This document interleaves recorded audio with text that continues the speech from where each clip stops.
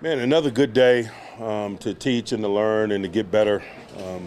Like I mentioned yesterday, we really focus on elements of situational ball to elevate the teaching and the learning, whether it's possession down football or 2-minute or red zone. We just can't get enough of it, particularly to kind of put the icing on what's been a good offseason from a teaching standpoint.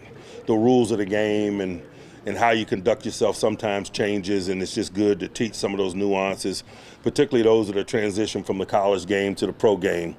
The 2-minute, for instance, in college game, you get a earned first down. There's a clock stoppage as they administer the chain movement and so forth. And so there's a lot to be taught and learned, nuances relative to the game at this level, and environments like this give us an opportunity to do so.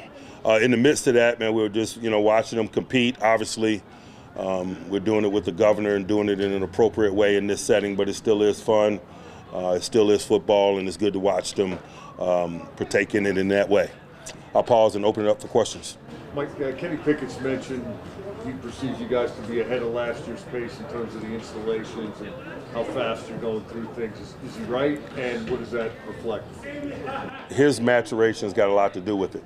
And so it's probably true, but probably from a perception standpoint, he's probably a little bit lower anxiety than he was a year ago, and so he's able to absorb the totality of what it is that we're doing and the things that come with being him, the leadership component. And I just think he's in position to receive things from a different perspective this year that may change his outlook on what it is that we're doing.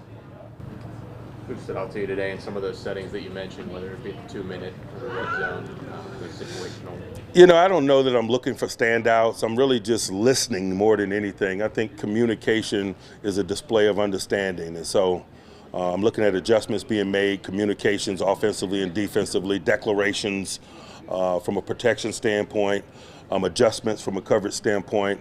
I'm doing probably more listening than I am watching, because I'm just really interested in the learning component, and communication is an indicator of that.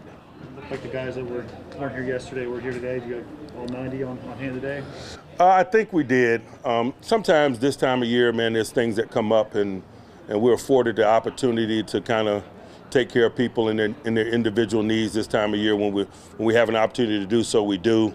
But less important, or more important than that, is when people miss work, is opportunities for others to elevate in the groups in which they work. The number of reps they get. We got some veteran players out here. Whether they're here or not, I minimize them in environments like this. Every rep that Pat Peterson doesn't take is an opportunity for Joey and Corey to get better, for example. And so that's our mentality. Anyone else?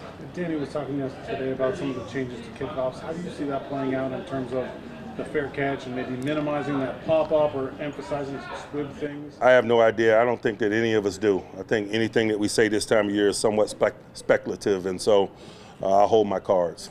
As you were saying yesterday, his eyes are kind of open now to what's happening around the league at his position, with guys, big-name guys getting cut, some getting tagged or staying away this time of year. What's your perspective on that, just globally, with what's going on? I don't worry about the Joneses. I worry about the Pittsburgh Steelers. I acknowledge some things that go on around us, and I try to learn from it, but very rarely do I have a significant opinion regarding things that don't pertain to us.